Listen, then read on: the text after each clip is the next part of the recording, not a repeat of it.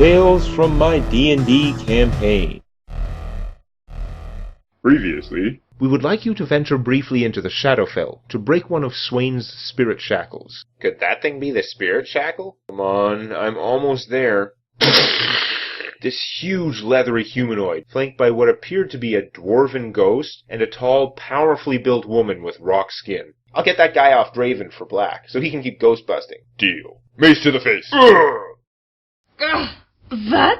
Impossible. You would leave now before finishing what you started? I think not. Greetings, Benzikogoth.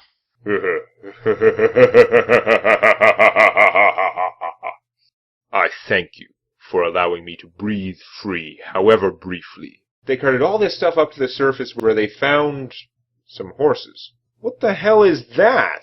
It's awesome is what it is. We need to name him. Getting the big horse moving is not easy. In order to spur it forward, Little One has to spur it hard enough that it probably would have injured any normal animal. But once he gets through its 3 points of damage reduction against bludgeoning, he finds it quite obedient, well-trained, if a little oblivious to its surroundings. I think I'll call him Mr. Big. There was quite a bunch of new gear to identify after fighting the riders, plus a potentially precious dwarven relic, and some valuable gems Benzikogoth had coughed up from the tar. But the huge six-legged horse was clearly their favorite find from the expedition. Fortunately, our version of Plane Shift didn't penalize you for transporting oversized creatures, so not only could they haul back Mr. Big, but they even bring back the smaller Grey Mount for Angel, since these animals must be borderline immune to fear to stand so calmly near the flesh bog, let alone riding with a ghost. When they get back to New Vaniver, they immediately get to work liquidating a ridiculous amount of loot. Some of their treasure was valuable junk, like the Phantom Dwarf's Ghost Touch saddle, which Draven disenchanted for crafting XP, or that ancient dwarven axe. Angel and Draven offered it to Elena, Don de Corso's representative, who knew that her patron would be very interested in an item tied to the last lord of the doomed dwarfhold of Egregor. With some crazy good negotiation checks, they squeezed her for 12,500 gold, almost certainly more than it was worth, though it's hard to stick a price tag on such historical pieces. The heroes had just hit level 12, a critical point where each character learns a new feat and gains a stat point. Plus, they're loaded with cash to spend on new magic gear, so a little downtime is clearly in order. Black learns Monkey Grip, a feat that allows him to wield a larger-than-normal weapon, with a small-to-hit penalty. His mithril mace is already larger than normal in practical terms, but in game terms, it still functions as a one-handed weapon designed for a medium creature. However, Draven has had more time to study the formulas of that Itaran artificing tome they found in Ginneron, and he has learned the secret to alter the size of a magic item without changing its properties, meaning, for a small cost, he's able to upsize Black's mace to the size of a large creature's weapon, increasing its base damage from 1d8 to 2d6, and since it's still mithril, its dimensions are actually 30% larger than, say, a mace sized for an ogre. At the same time, Angel takes the leadership feat, allowing her to recruit a henchman who is close to the player characters in experience level, and much more loyal than a mere hireling, almost like an extension of her character, as long as the henchman is not mistreated. So Angel is joined by a new partner, Mora Irisha, an Eventi bard from the organization. The Eventi are a race of aquatic humans. Physically, they're just humans with gills, but they've become a very rare species because they have a trait the Kuatoa could not abide. They breathe air as well as they do water. The Diluvians are so paranoid about the idea of another aquatic race who could rebel against their dryland island capital that when they defeated Mora's people, they exterminated the majority of them, keeping only a small percentage alive as slaves. Those who remained were considered quite valuable. After all, those KTs living on land normally had to do so without most forms of slave labor, but although they were prized as servants for the Imperial Palace and the Unbaru Temple, the Eventi population was always kept very small and manageable. Mora has no homeland anymore. She may actually hate the KTs more than me. So she's a merfolk? She's human. Well, she's an aqua-human, like Kevin Costner from Waterworld. Meanwhile, Little One had also chosen the leadership feat, and his henchman... was huge and had 6 legs. Can you do that? I have to tweak the rules some, since the horse doesn't have class levels, and it does have a ton of monstrous hit dice. Its challenge rating is lower, but its stats make it reasonably equivalent to a henchman, though much less intelligent. I'm still thinking about the name. I like Mr. Big, but I really don't like the Sex and the City connection. You could call him the BFH. Actually, is it a him? Oh, I don't know. I'll roll it. Nope, the horse is female, so definitely not Mr. Big. Mrs. Big? No. What was that pony's name? Rainbow Dash. Her name is Rainbow Dash. Not Pinky? Nah, I think I like Rainbow Dash. Draven shut himself in the labs of the Basilica, crafting all manner of magical gear for the party, and also using his samples from the Shadowfell and the Feywild to further his research into the Astral Plague, which still affects all of them, or would affect them were they not being protected by the White Seed, for now. He built a device to measure and compare forms of planar energy, screening out the background planar radiation, and then chose to prioritize making the clunky machine portable as the next step. And Little One went to work too. He had finally saved up enough cash to forge his dragon-scale armor. Magical full plate made from his own mother's flexible yet ultra-tough scales. He hired a skilled blacksmith who could provide the facilities and some technical assistance to supplement his own metalworking skills, but who could also work on a set of huge barding for Rainbow Dash, while Little One focused on his own custom plate. As for Black... What if I gave 14,000 gold to the Hand of Sirius? What would that do? Probably piss off the rest of the party. I just don't know what to spend it on. What? Grab some books, come on! Black had a decent point, in that he had magical gear for nearly all of his item slots. Although many of the items were inexpensive, they all had special abilities that he wanted, which more expensive items wouldn't have. But since we allow some of the enchantment combining rules from the Magic Item Compendium, he could keep his existing items, but add other powers at additional cost. Plus, it turned out that he didn't have a resistance bonus to saving throws. It took most of his cash, but Draven crafted him a +5 vest of resistance, dramatically increasing his already formidable defenses against many spells. As this period of furious crafting is winding down, though, they are called in by the Earl of Hanley. There has been an incident in eastern Angor. So they want the Orc Slayers to do what they do best. That's why they thought of you. A group of archaeologists were exploring the desert, and supposedly they found something ancient. On the way back, they were attacked by a significant number of orcs. Significant meaning... At least 4 or 5. This was a civilian group, not your typical target for orcs. Certainly no challenge, but according to the survivor, they captured a number of the researchers alive. Kidnapping? That doesn't sound very orc-like at all. I'd like you to get to Fort Keeling as quickly as possible. Talk to the survivor, and see if you can pick up the orc's trail.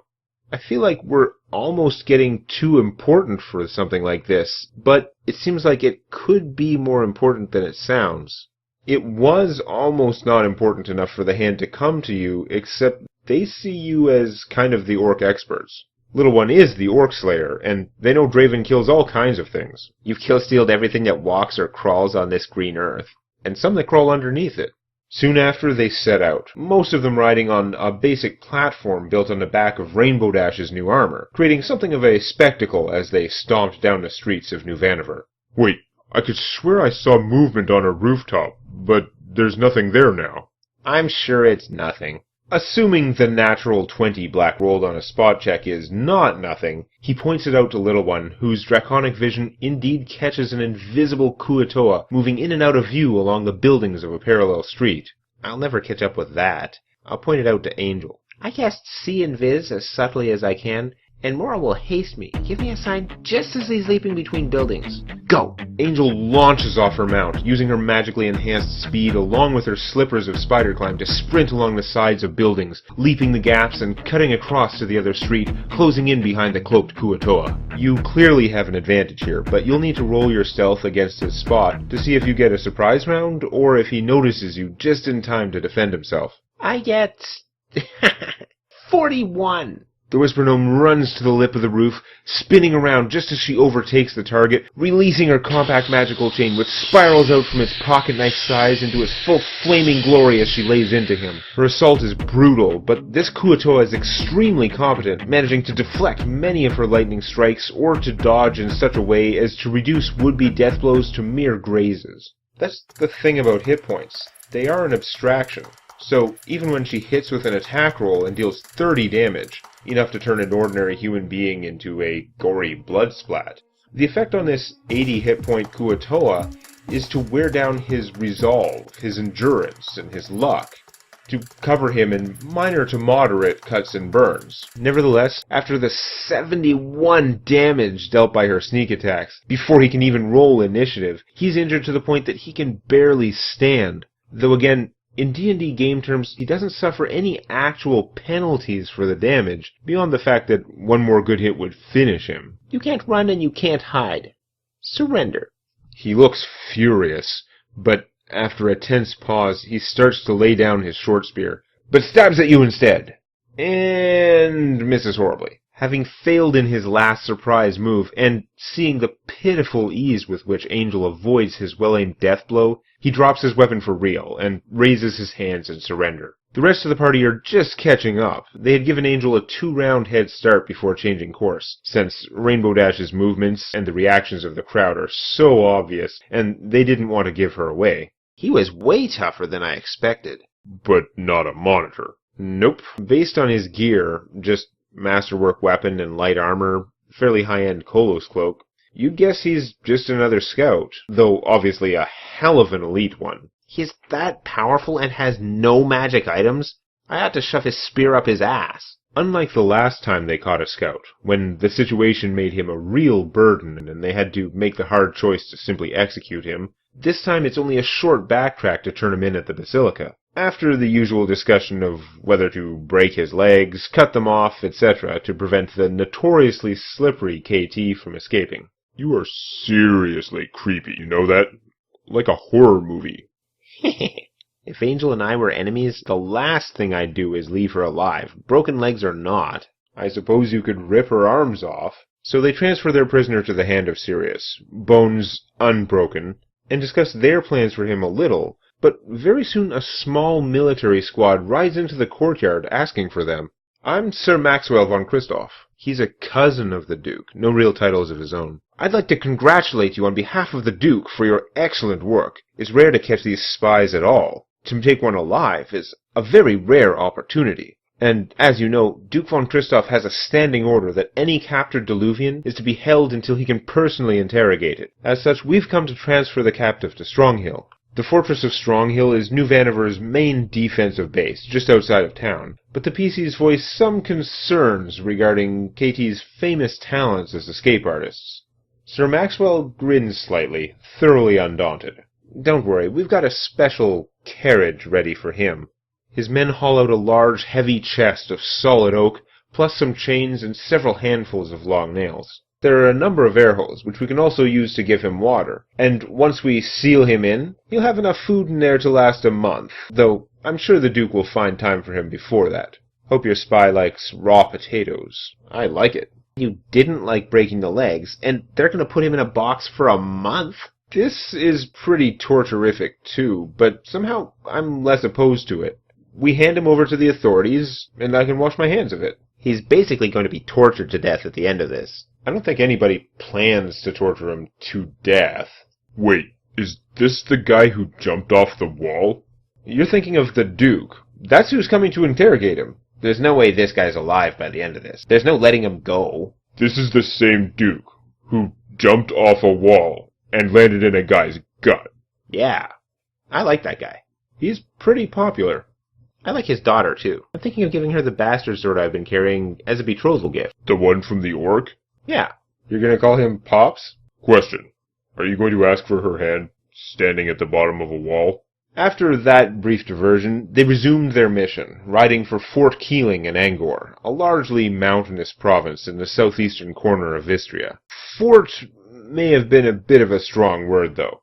The Duke of Draghurst had a policy that all bases in his territory were referred to as forts, regardless of size, for security purposes. It's up to officers to know, by the name, whether you're referring to a real fortress or a mere temporary camp tucked between rocky outcrops, like this one. Half the troops of Fort Keeling were preparing to move out, but the commanding officer showed the heroes to the survivor of the orc incident. The man was pretty shaken up, but he retold his story, while Angel used Detect Thoughts on the sly to verify that he believed what he was saying, but also to see if his mental images had any additional information. Why did they have to go digging around out there? Because they're archaeologists. There haven't been a lot of expeditions like this recently, but years ago there was a tribe of desert people called the Kuraji who went regularly into the desert looking for ancient treasures, trinkets left in the sand during the Shatter War, or rarely traces of an ancient civilization. But eventually their luck ran out, and they were found and killed by orcs. I think the researchers said something about that courage or whatever. I don't know how they knew where to look, but they found this hole in the ground, and when we dug it out, it led down to a chamber full of strange-looking stuff and metal walls. They found this thing and got all excited. Did any of it look like Ataran power transfer conduits? What? Never mind. Keep going. And my Detect Thoughts? You're sure he's telling the truth, but you're not sure what you're seeing in his memory. There's a big room, and from there, a very long straight tunnel that goes off into the darkness in opposite directions. But the metal walls remind you of Ginneron. Then she saw his terror as he recounted the orc encounter. All the guards, all the other workers, and at least one archaeologist was slain, but the orcs tossed the other researchers over their shoulders, then appeared to be moseying off southward. This man only escaped because an axe hurled at him missed its mark, and the orcs were overcome by laughter, not bothering to pursue. This guy has to live with his cowardice. That's worse than death. I'm okay with living with cowardice. Better than dying bravely? Yes.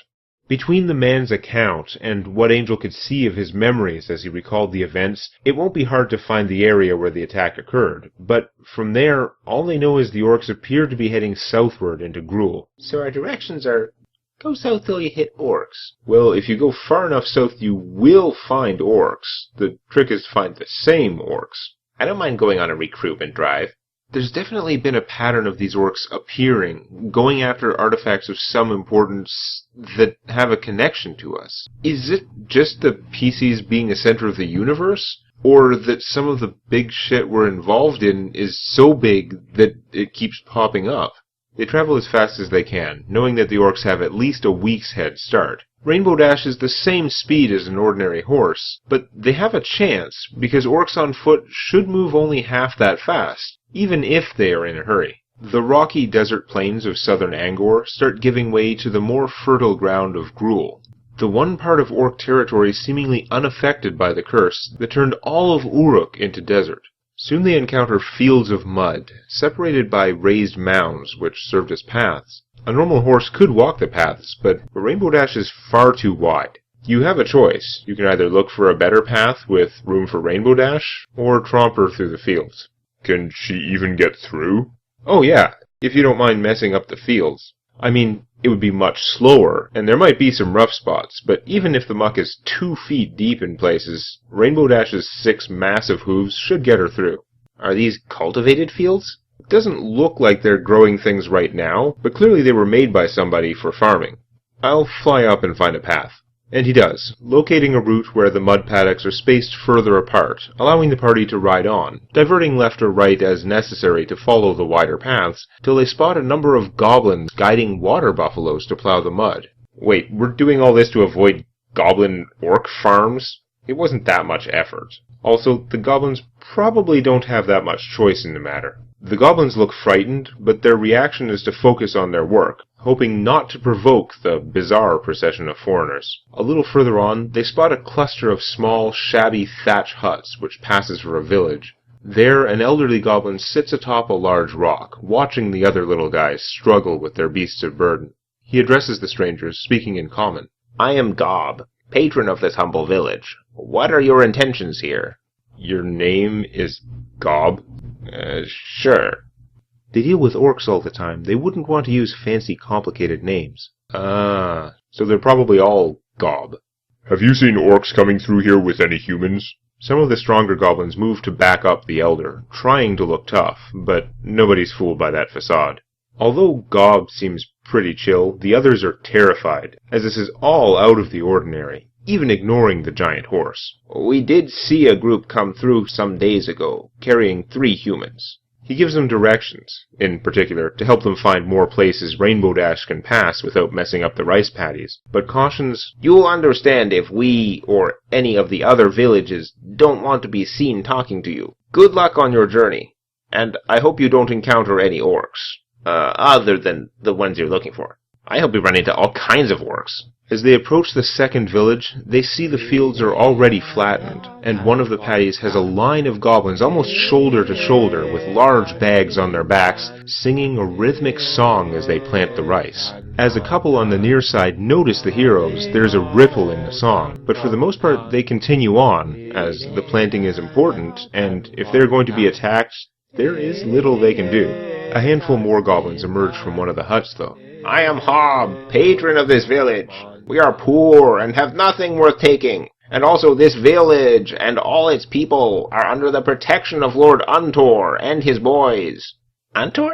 Surely you've heard of Untor the Talker. The bardic knowledge check for this is almost too easy. Mora is nearly as surprised as the goblin that they don't know more about Untor. It's good that Angel got a bard, because it gives Demonac more opportunities to exposit at us. Known as Untor the Talker, if there is a leader of the province of Gruul, it would clearly be him, though, obviously, the orcish political structure is pretty loose. The Talker is a pretty odd nickname for an orc. So he tells you exactly how he's going to dismember you. And you know he's a badass, because of the 2-syllable thing.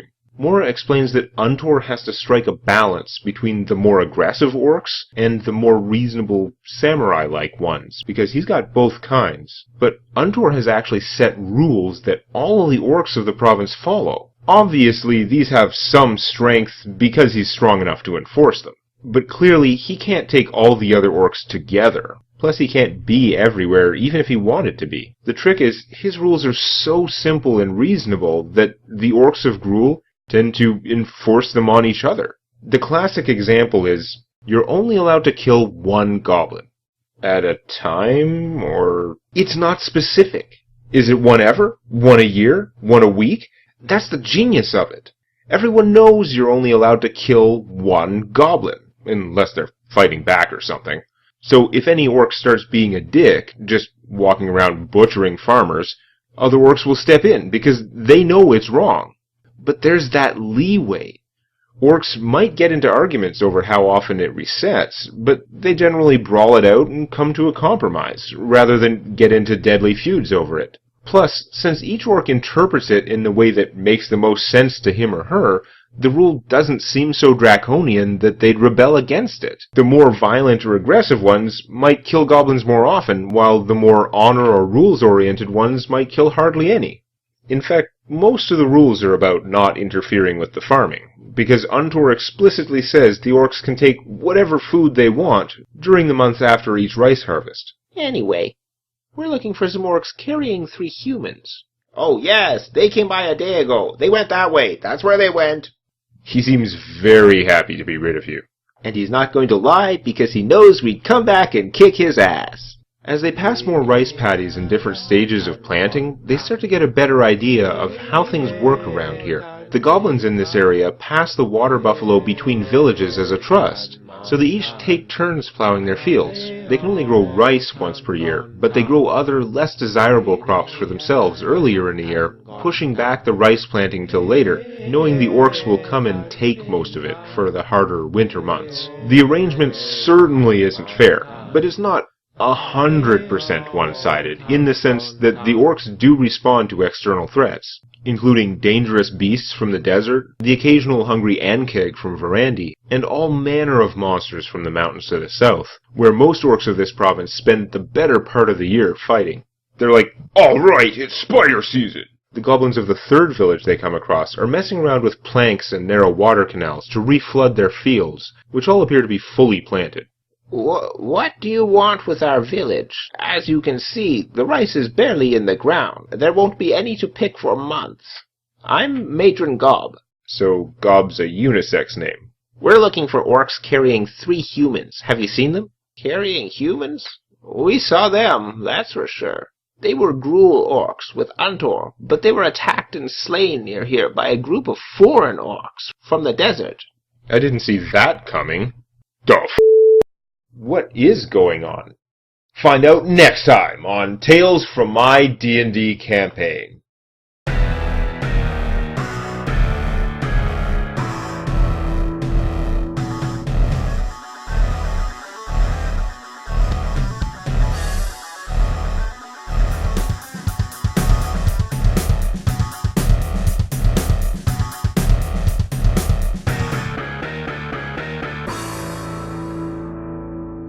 It's going to be so awesome. Can you imagine what it looks like riding into battle on Rainbow Dash?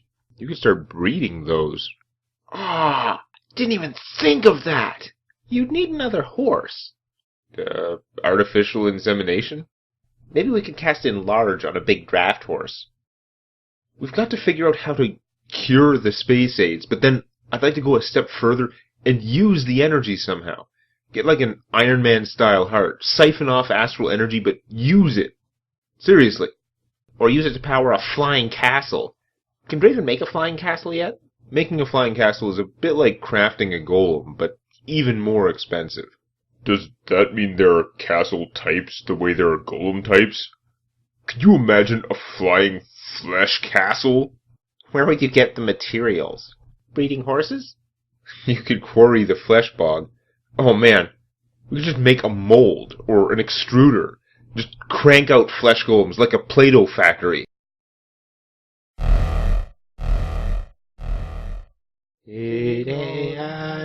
Tan-Gon-Tan,